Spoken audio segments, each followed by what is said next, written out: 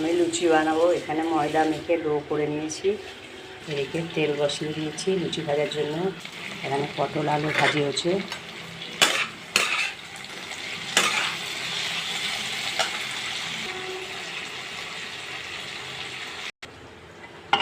Pressure কুকারে আমার মটরের ঘুগনি বানালাম।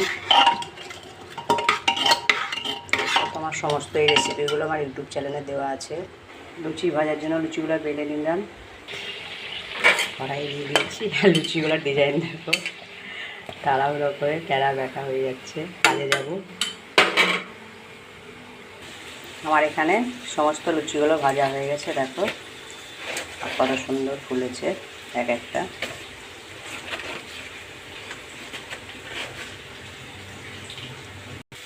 পটল আলু ভাজি হয়ে গেল।